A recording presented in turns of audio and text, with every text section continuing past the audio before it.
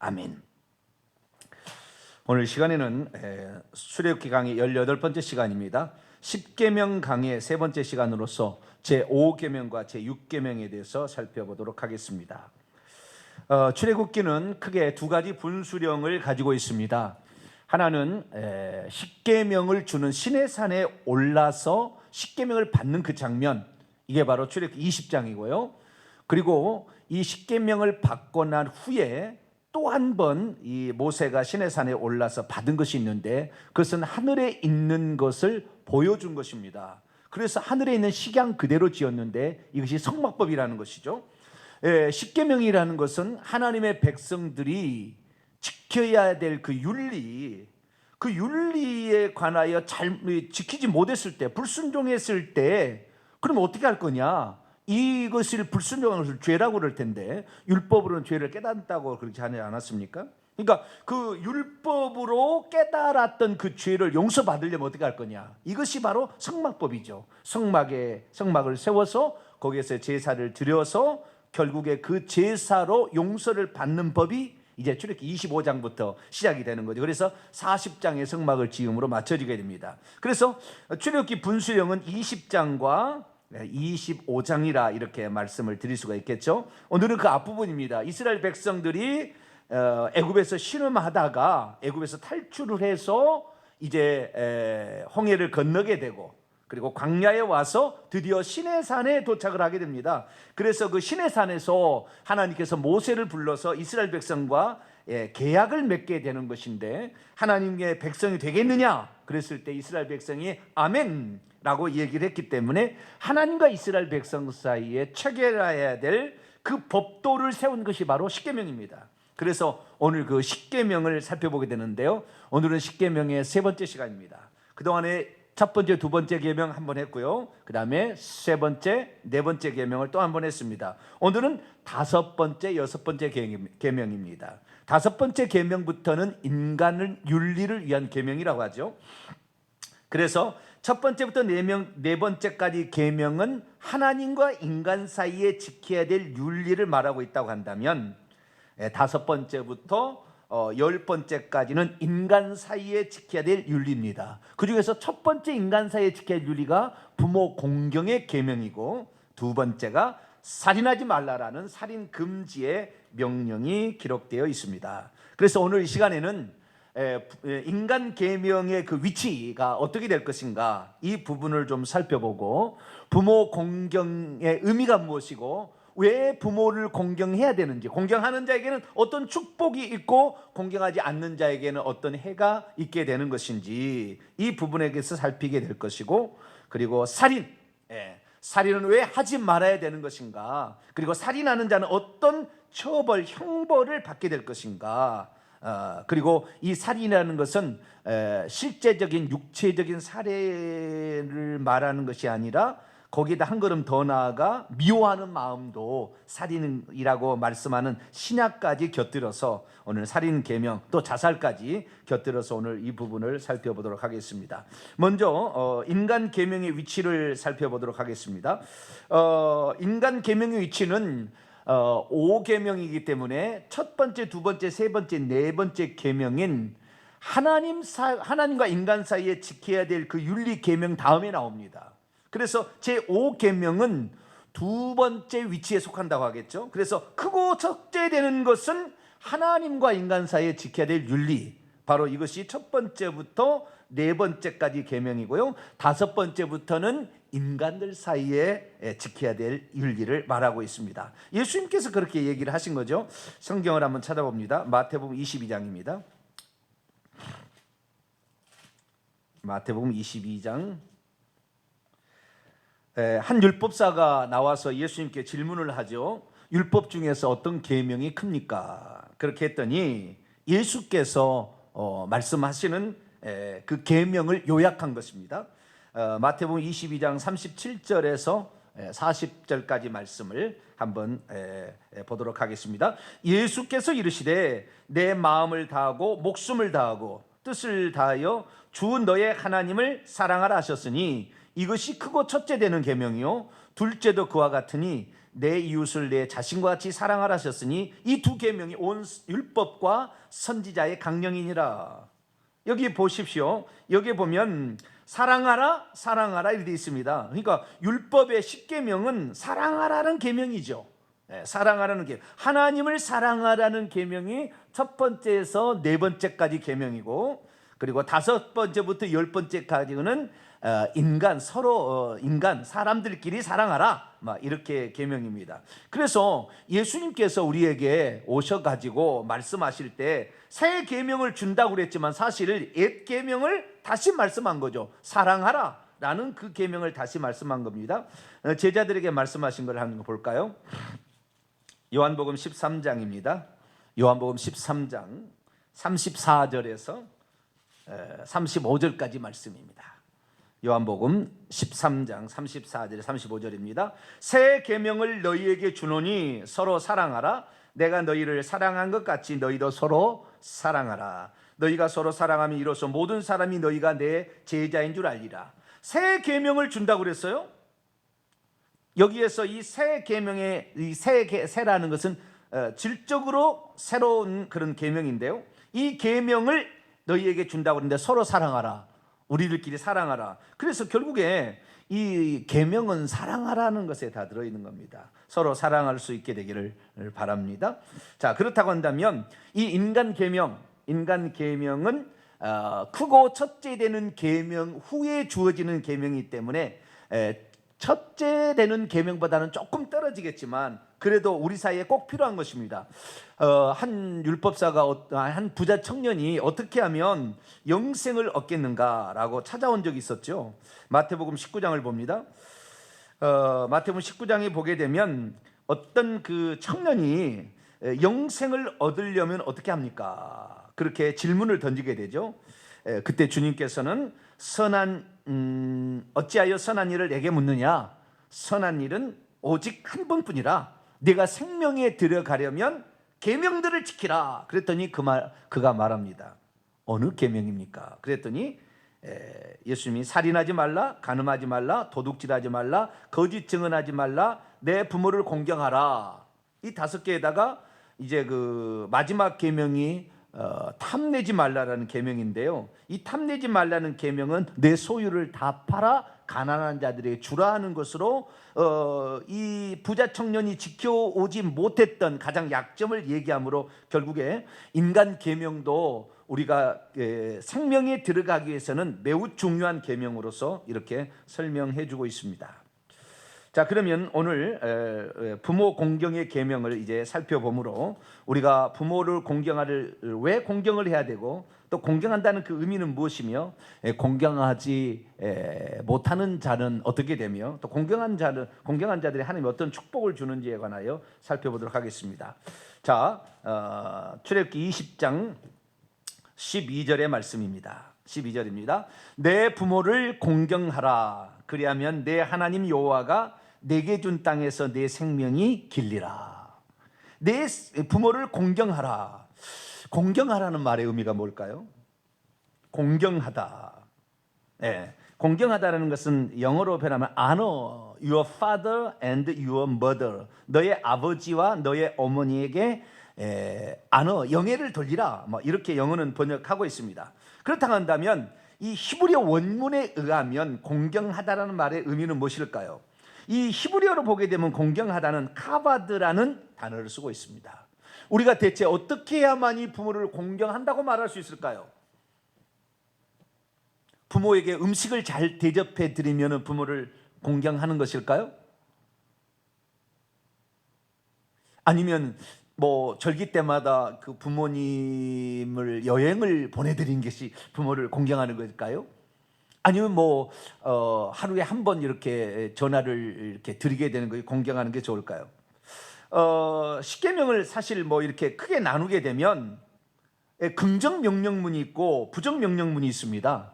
그런데 이 내 부모를 공경하라라는 이 인간 계명의 첫 번째 계명은 무슨 계명이냐면 긍정 명령문이요. 긍정 명령문. 십계명이 어쩌면은 그 두 가지로 아까 구분할 수 있겠다 했죠. 첫 번째부터 네 번째까지는 하나님과 인간 사이에 지켜야 될 윤리를 말하고 있고, 5번째부터 10번째까지는 6가지는 인간 사이에 지켜야 될 윤리라고 할 수 있지만, 또 긍정 명령문, 부정 명령문이라는 것을 통해서 나누게 된다고 한다면, 이것은 긍정 명령문은 2가지고 부정 명령문은 8가지입니다.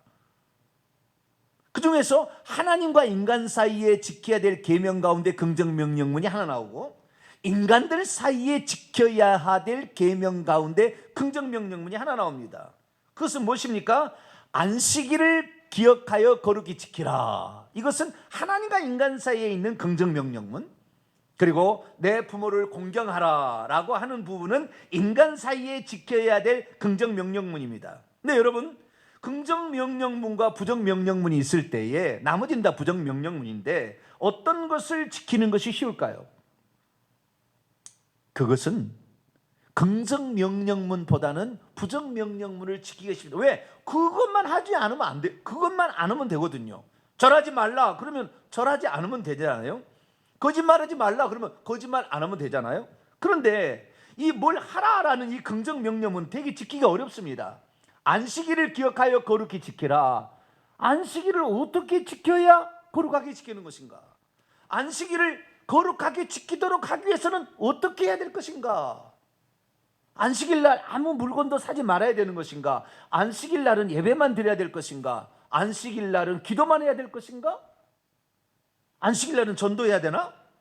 안식일에는 무엇을 해야 되는가? 안식일에 혹시 음식을 사오면 안 되는가? 뭐 여러 가지 이렇게 하는 게 복잡해집니다. 뿐만 아니라 부모를 공경하는 것도 그래요. 아까도 제가 얘기했습니다마는 부모를 공경하는 데 있어서 한 달에 한 번씩 음식을 해가면 부모를 공경하는 것입니까? 뭐 날마다 전화를 해야 뭐 부모를 공경하는 것입니까? 아니면 부모의 말동무가 되어드리는 것이 부모를 공경하는 것입니까? 아니면 부모가 기뻐할 수 있도록 어떤 앞에서 뭐 유머를 하게 되는 것이 공경하는 것입니까? 공경한다는 말도 상당히 쉽지 않습니다. 그래서 우리가 부모를 공경하라라는 이 말의 의미가 무엇인지를 알고 우리가 부모를 공경하게 되면은 우리가 훨씬 더 부모 공경하기 쉽겠죠?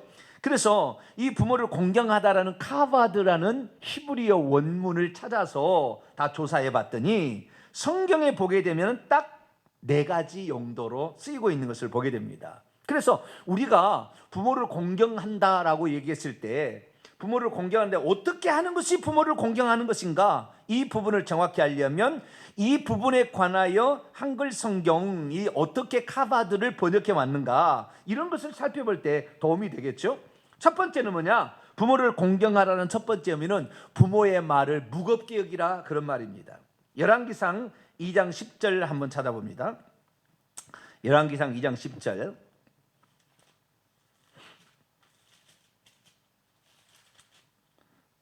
열왕기상 2장 10절 말씀을 보게 되면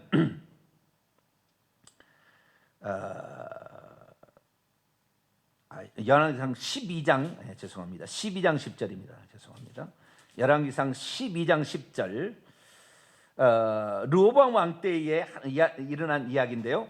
함께 자라난 소년들이 왕께 아래 이르되 이 백성들이 왕께 아라기를 왕의 부친이 우리의 멍에를 무겁게 하였으나 왕은 우리를 위하여 가볍게 하라 하였은즉 왕은 대답하기를 내 새끼손가락이 내 아버지 허리보다 굵으니 여기 보니까 왕은 우리를 위하여 우리의 멍에를 무겁게 하였으나 왕의 부친은 우리의 멍에를 무겁게 하여 솔로몬을 지칭하는 거죠. 우리의 멍에를 무겁게 하여서 왕 르호보암 왕이여 당신을 이제 가볍게 하라 했는데 여기서 무겁게 하다라는 말이 카바드라는 단어입니다.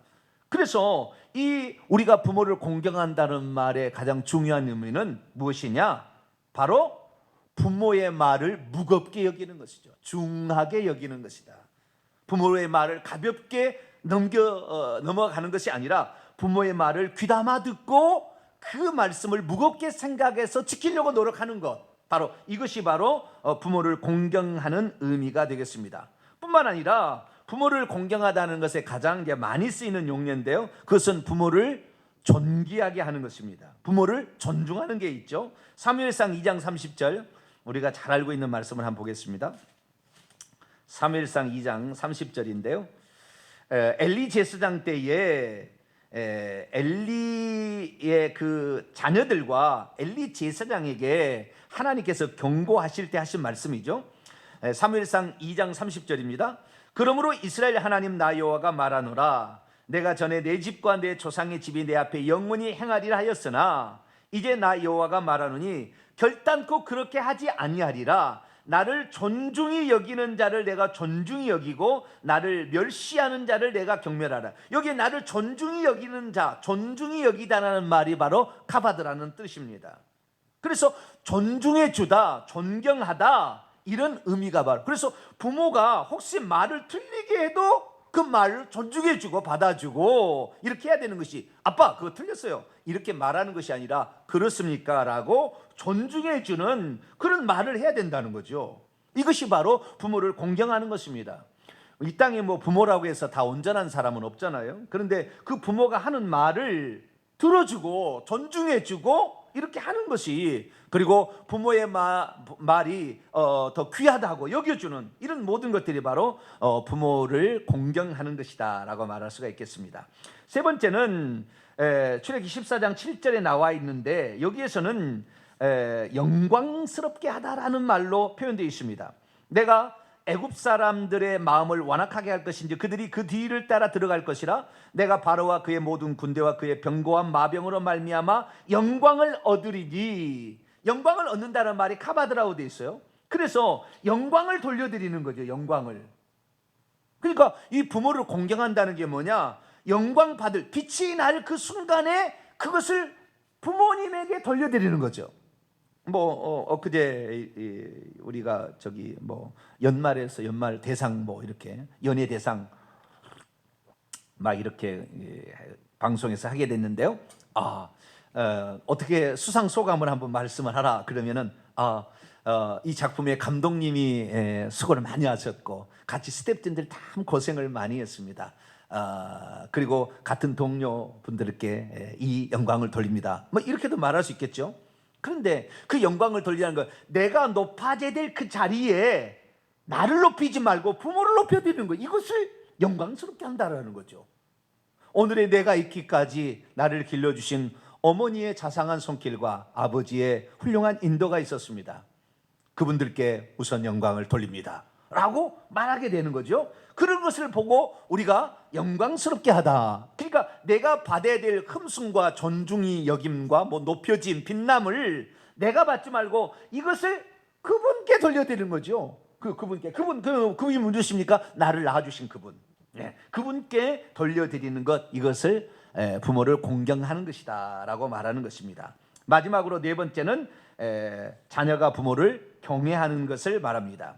레위기 19장 3절에 가면 너희 각 사람은 부모를 경외하고 나의 안식일을 지키라. 나는 너희 하나님 여호와니라. 너희 각 사람은 부모를 경외하라 라고 되어 있는데 이 경외하다라는 단어가 카바드입니다. 그러니까 부모를 두렵게 여기고 부모 앞에 옷깃을 여비는 마음으로, 부모가 꾸중하면 그대로 듣고 야단을 치면 그대로 듣는 이런 겸허한 모습으로 부모를 두렵고 떨림으로 섬기듯 해야, 이것이 바로 부모를 공경하다라는 말의 의미입니다.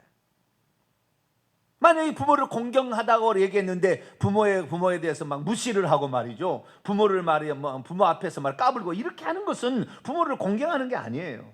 그래서 부모를 공경하다는 것은 그분 앞에 두려움을 갖고 경외하는 마음을 갖는 것, 이것이 바로 부모를 공경하는 의미입니다. 자, 그러면 우리는 왜 부모를 공경해야 할까요? 우리가 부모를 공경해야 하는 이유가 있습니다. 부모를 공경하는 이유도 한 4가지 정도로 성경에서 찾아볼 수가 있습니다. 첫 번째는 뭐냐? 부모를 공경해야 되는 것은 그분이 나를 낳았기 때문에, 다시 말해서 내가 존재하게 된 원인이 부모이기 때문에, 내 존재의 근원이 바로 부모이기 때문에 우리는 부모를 공경해야 되는 것입니다. 이건 잠언이 잘 나와 있습니다. 잠언 23장, 시편 다음에 잠언 23장 22절과 그리고 25절을 보겠습니다. 잠언 23장 22절에서 25절까지 말씀을 보도록 하겠습니다. 잠언 23장 22절 읽습니다. 시작. 너를 낳은 아비에게 청종하고 내 늙은 어미를 경히 여기지 말지니라. 여기 보니까요, 너를 낳은 아비에게 청종하라. 너를 낳은 아비에게 청종하라. 또 25절 보니까 내 부모를 즐겁게 하며 너를 낳은 어미를 기쁘게 하라. 여기 보니까 우리를 낳았다는 거잖아요. 그러니까 그분이 우리를 낳지 않았으면 우리는 존재하지 않는 거죠. 내가 부모를 공경해야 될 가장 중요한 이유는 그분 때문에 내가 이렇게 생각도 하고 말도 하고 살 수도 있도록 나를 존재케 하셨기 때문에 그분을 공경해야 된다는 것입니다. 뿐만 아니라 두 번째로 부모를 공경해야 될 이유는 부모는 자식에게 있어서 첫 번째 권위의 표본이 되는 것입니다.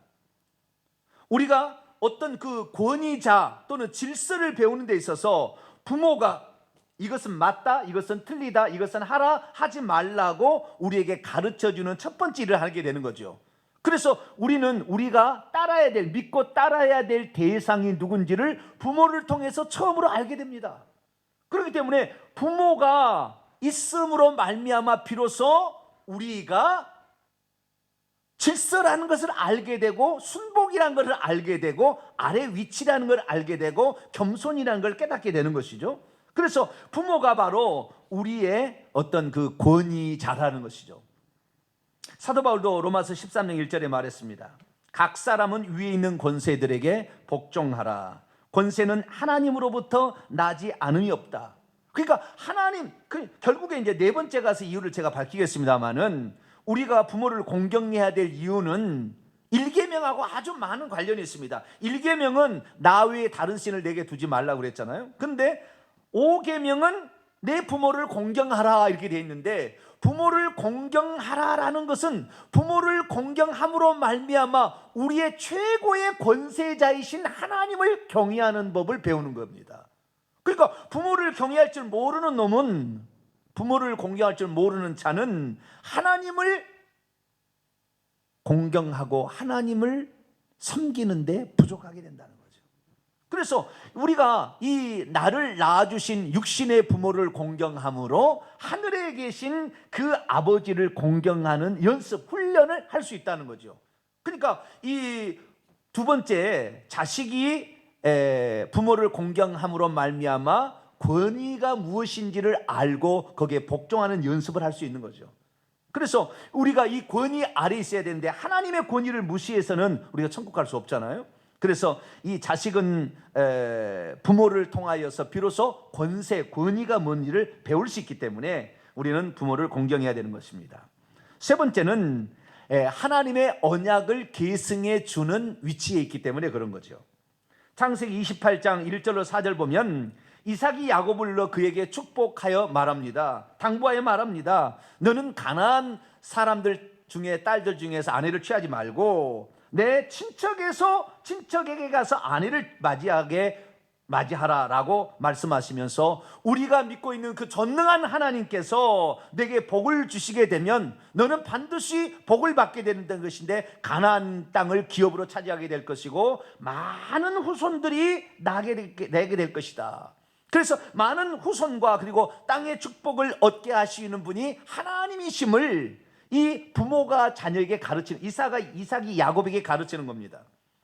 그래서 우리는 부모로부터 신앙을 배우기 시작하는 거예요. 신앙의 계승자죠. 신앙을 계승해 주는 자죠. 그렇기 때문에 우리가 부모를 통하여서 신앙을 배우게 되는 겁니다. 이 땅에 가장 안타까운 것은 뭐냐면 부모가 이단에 속한 사람들이에요. 부모가 이단에 속하게 되면 자녀들은 어떻게 됩니까? 자녀들은 당연히 그 부모의 손을 잡고 가게 되겠죠. 그러면 어떻게 됩니까? 이단에 빠지게 되는 건데요. 어렸을 때부터 부모의 권위에 우리는 사람은 순종해야 되기 때문에 안 따라갈 수 없는 일이고, 그러다 보면은 이단에 빠지게 돼서 만약에 죽게 된다 그런다면 지옥에 떨어질 거 아닙니까? 그래서 하나님을 믿고 있다는 이 사실 자체가 얼마나 좋은지 모르는데, 이 믿음을 유산으로 물려줄 수 있으려면 나중에 어른 돼서 예수 믿기 힘듭니다. 어렸을 때부터 교회를 다녀서 하나님을 아는 사람은 혹시 세상에 가서 방황하고 혹시 죄를 짓다가도 부모의 기도가 생각이 나서 부모가 나를 사랑한 것을 생각이 나서 하나님께 기도했던 것이 생각이 나서 다시 돌아올 수 있는 거죠. 그렇기 때문에 이 믿음의 유산을 밀려주음으로 말미암아 내가 보다 더 빨리 하나님을 알고 천국에 들어가고 죄사함을 받을 수 있는 그 은혜를 받게 해주는 원천이 누구냐? 그것이 바로 우리의 부모라는 거예요. 그렇기 때문에 우리는 우리에게 부모가 설령 이 땅의 것을 먹고 마시는 또 집이나 이런 것들을 못 해준다 할지라도 신앙을 나에게 물려줬다는 사실 자체만으로 우리의 영혼을 위한 놀라운 준비를 할 수 있도록 나에게 먼저 그 기회를 주셨다는 그 자체만으로도 우리는 부모를 공경해야 되는 것이죠. 그리고 마지막으로 하늘에 있는 영적 아버지를 어떻게 섬길 것인가를 우리의 부모를 통하여 배울 수 있기 때문에 하나님께서는 우리에게 부모를 공경하라라고 말씀하고 있는 것입니다. 말라기 1장 6절 보면 이런 말씀이 있습니다. 내 이름을 멸시하는 제사장들아, 나 만군의 여호와가 너희에게 이르기를 아들은 그 아버지를 종은 그 주인을 공경하나니 내가 아버지일진데 나를 공경함이 어디 있느냐?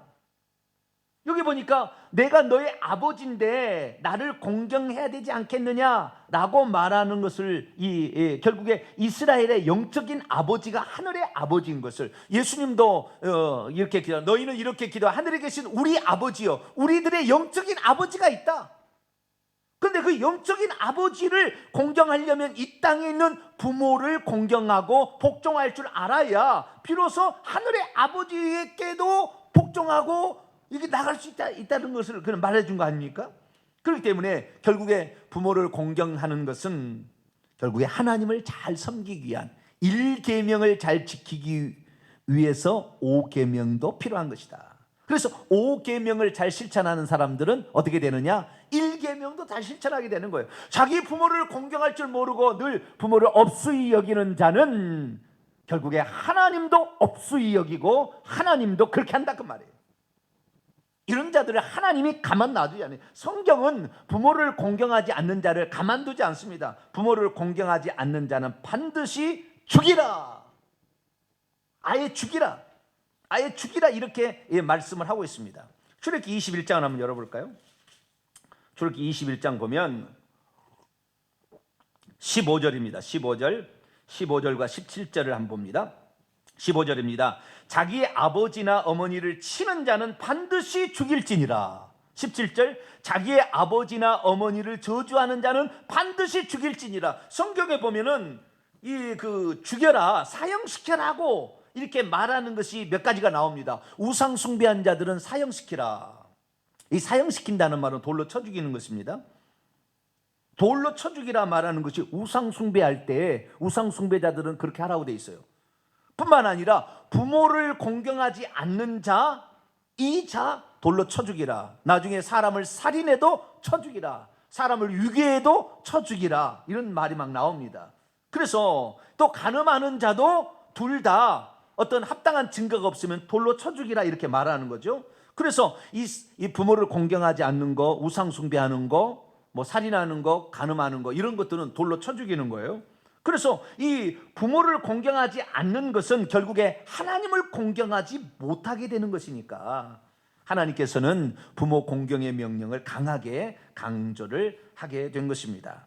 우리는 모두가 다 부모를 공경하고 부모의 말을 중히 여기고 부모를 높여드리고 그 다음에 부모를 존귀하게 만들며 부모를 잘 그 말씀을 따라서 순종하는 저와 여러분 되시길 바랍니다.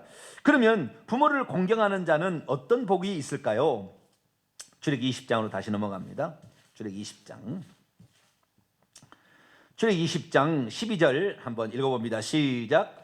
내 부모를 공경하라. 그리하면 내 하나님 여호와가 내게 준 땅에서 내 생명이 길리라. 여기 보니까요, 부모를 공경하라. 그리하면 내 아버지와 내 어머니를 공경하라. 그리하면 내 하나님 여호와가 내게 준 땅에서 내 생명을. 그래서 사도 바울은 에베소 6장 1절 3절 보면 이 내 부모를 공경하는 명령은 그리하면 뭐 해주겠다 하나님 약속하고 있으니까 약속 있는 첫 번째 계명이다 그렇게 말하고도 있습니다.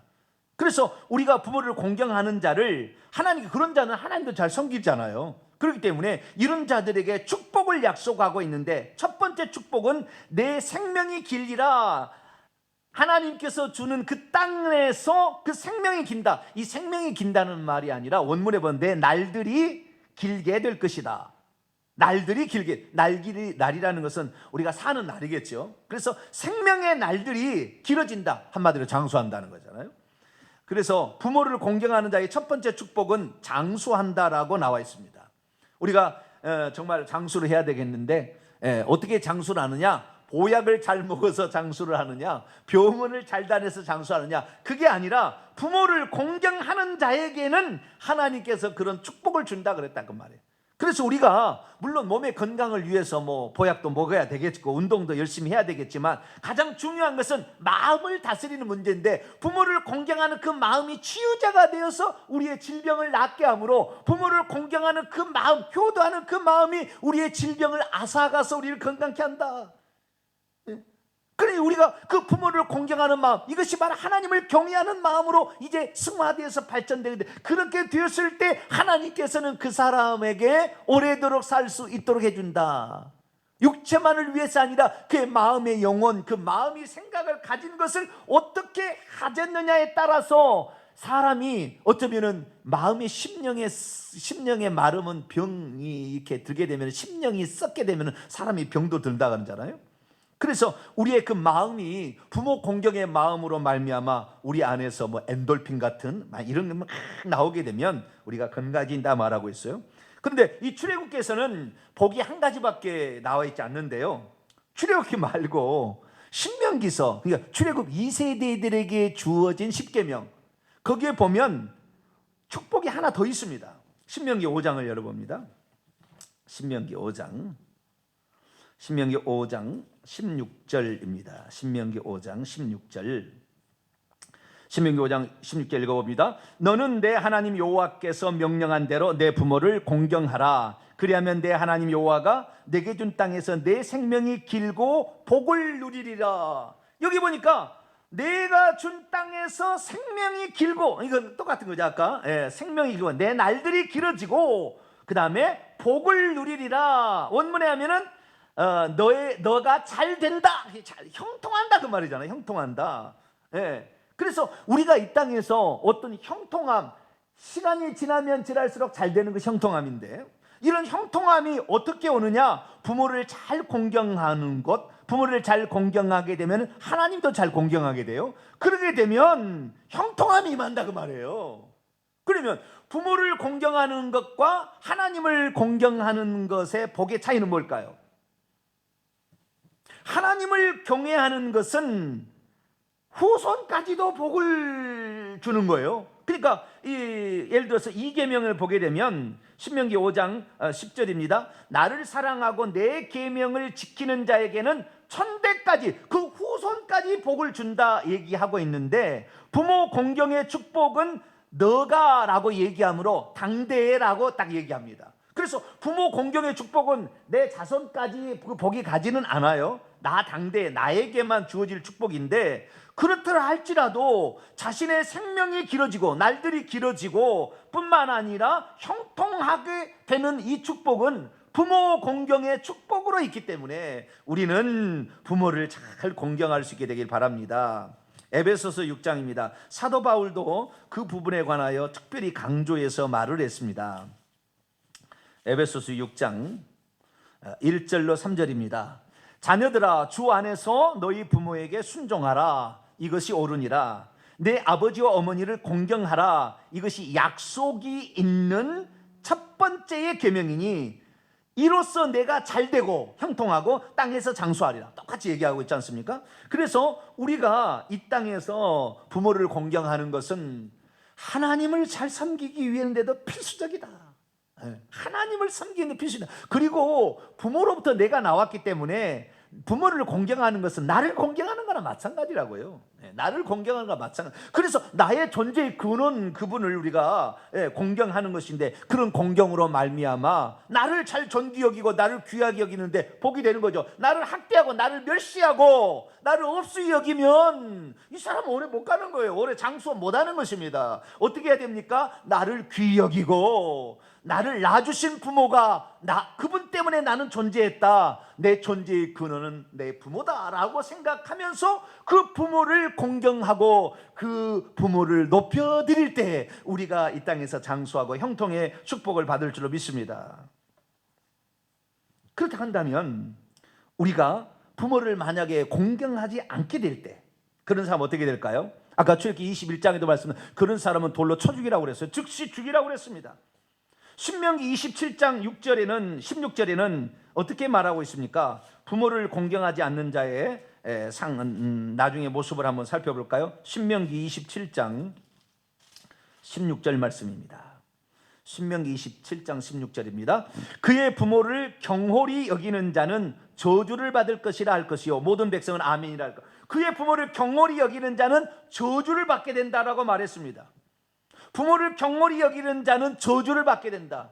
하는 일마다 안 된다는 거 아니에요? 부모를 공경하면 하는 일마다 잘 되는데 부모를 공경하지 않는 자는 하는 일마다 저주를 받게 되는 것입니다. 그래서 부모를 공경하지 않았던, 예를 들어서 압살롬 같은 경우 다윗의 아들인데 공경하지 않았던, 비참하게 이렇게 이 머리가 상수리나무에 걸려가지고 장수들에서 찔러서 수많은 사람이 칼로 찔림을 당해서 이렇게 죽잖아요.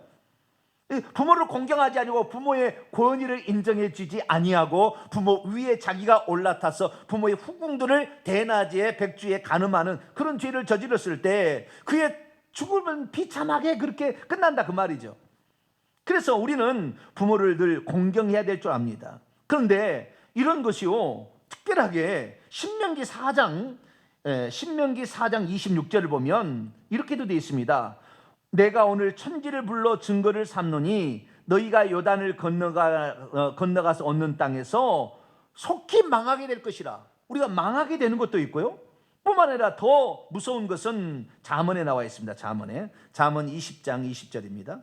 부모를 공경하지 않게 될 때 어떻게 될 것이냐. 잠언 20장 20절입니다. 잠언 20장 20절. 자기의 아비나 어미를 저주하는 자는 그의 등불이 흑암 중에 꺼짐을 당하리라. 흑암 속에 들어가서 결국에 거기에서 비참한 운명을 맞이한다. 부모를 공경하지 못하는 자에게 하나님이 주시는 마지막의 형벌은 지옥에 떨어지는 거예요. 지옥에 떨어지는 거예요. 이 땅에서 죽을 때도 비참하게 죽어요. 잠언 30장 17절 말씀을 보면 아비를 조롱하며 어미를 순종하기를 싫어하는 자의 눈은 골짜기 까마귀에게 쪼이고 독수리 새끼에게 먹히리라. 강도를 만났는지 가다가 뭐 전쟁에 나서 죽었는지 좌우지간 죽은 시체에 눈구멍을 파먹는다 그 말이에요. 새들이 와서 얼마나 비참하게 죽어갑니다. 이것이 바로 부모를 아비를 조롱하고 어미에게 순종하기를 싫어하는 자가 이렇게 된 건다, 이렇게 경고하고 있습니다. 그래서 부모를 공경하지 않는 자는 저주를 받을 것이래. 그 저주는 비참하게 죽게 될 것이고 결국에 흑암 중에 떨어져서 거기서 슬피 울매게 되는 저주를 받는 그 마지막은 지옥에 떨어지는 거예요. 이게 부모를 공경할 줄 모르는 사람은 하나님도 결국에 공경할 줄 모르게 되니까 당연히 지옥에 떨어질 수밖에 없겠죠. 그래서 우리 모두는 부모를 공경할 줄 아는 그런 사람이 될 수 있기를 축원합니다.